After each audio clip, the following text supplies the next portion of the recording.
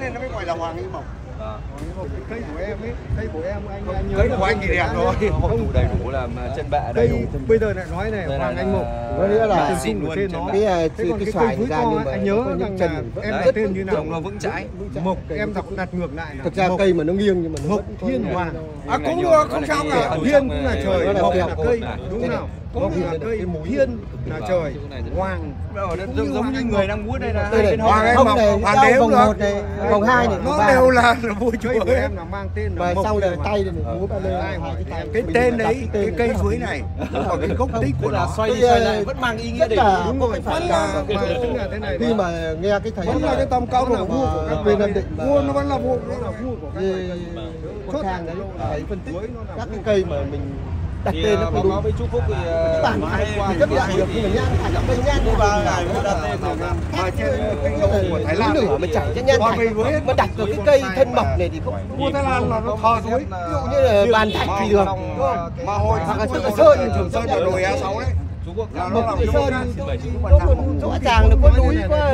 Già nó chảy như nhan thạch cái đấy. Nhan thạch thì không thể ví được vào mấy cái cây mộc được. Nói chung cho tất cả những người Cái này nó gọi là mộc. chưa nghĩ gì đến suối và những người đang chuẩn bị yêu suối thì họ có cái niềm tin ở cái chỗ này. Nó có những cái mắt sao ấy theo bây giờ nói lại ngay ở đất nào thì cháu về cháu biết rồi, có ai có suối trước chú cả. Đúng là may điện thoại là có nhiều suối, nhiều cây to cây bé mà chú đã bán ra rất nhiều cây nhiều tiền mà vườn suối bây giờ nhà thì là không dưới 10 cây nhưng mà toàn cây khủng cái nào thì anh em vừa rồi biết rồi. Thế thì bán chỉ có mấy cây thôi là vườn về là thông đồng từ lâu rồi. Mà bây giờ có những cây giá tỷ chưa bán, đó là sự thật anh em biết. Rót vào nó ra màu đen chưa bán. Thế thì bây giờ là để cho rót vào mà nó không có tại sao cái thị trường suối trước kia là nó chưa có.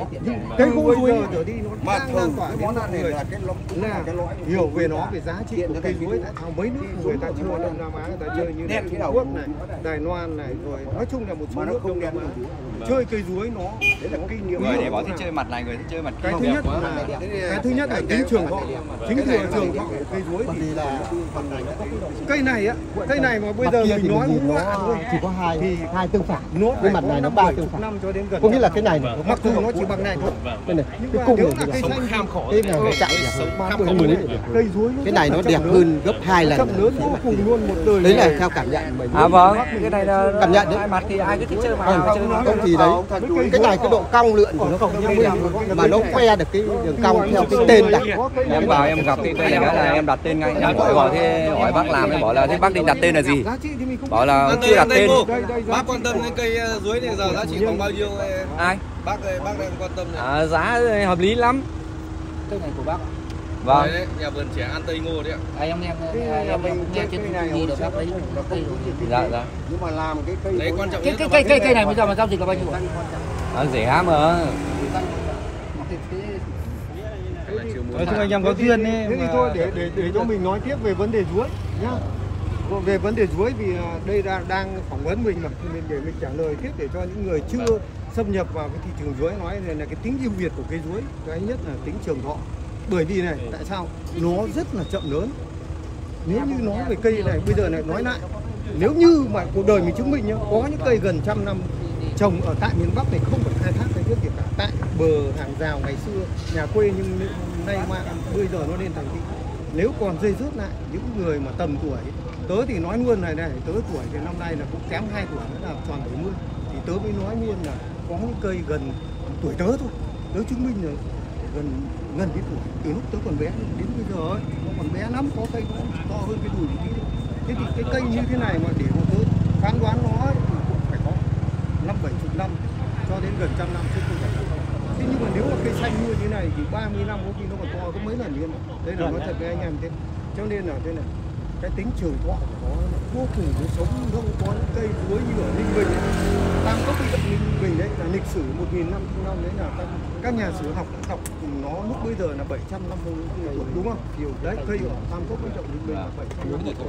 Đến bây giờ là nó rơi vào khoảng gần 800. Cái này bây giờ em đang nuôi cái này, cái này dài rồi. Tại sao nó đây là nếu mà còn nhiều những cây nó sống ngàn năm có nghĩa sống được, nhưng mà để chứng minh cho nó Ngày mai sẽ kéo, ngày mai phải kéo Thực ra nó chỉ có mỗi một cái tay.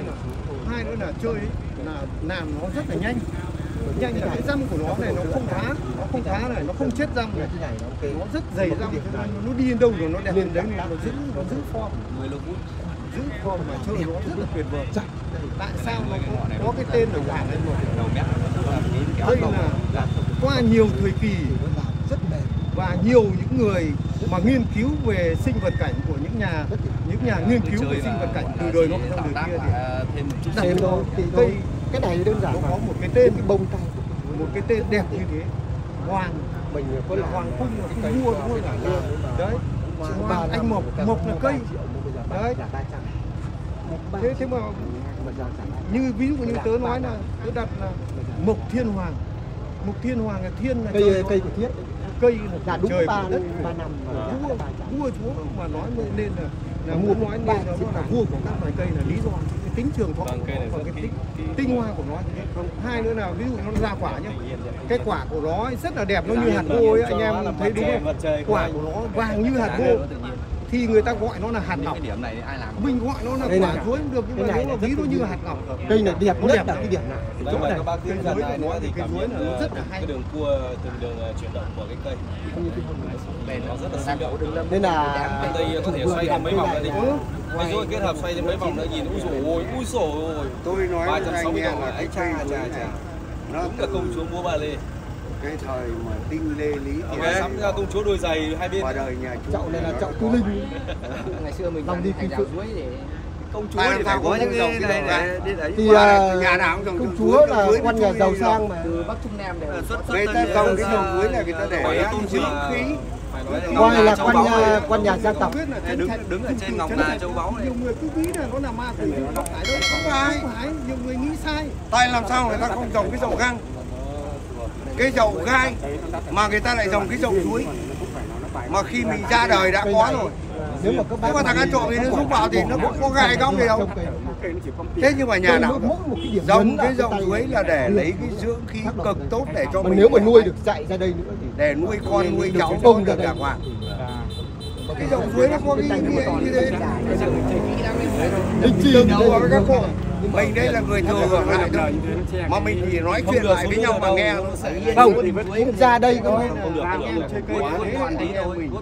mút một tí cho nó đẹp thêm nữa dài để tại sao chọn cái cây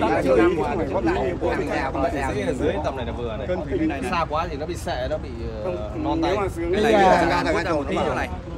Cái người kéo xuống một chút xíu này. Nhưng mà dòng cái dòng chuối này nó rẽ xuống này, nó có hai góc để cái muối ba lê nhưng mà người ta dòng để người như này, chân như này, nhưng mà tay người ta sẽ tặng cái dưỡng khí nó tốt để nuôi con nuôi cháu nó độc. không lên như này này, đây là đúng như này, tay nó ra mà. Nên là cái cây chuối này Bản chất của nó là vẫn là trục tung trục hoành, cân đối cái này nó rất hài hòa. nó phải lên.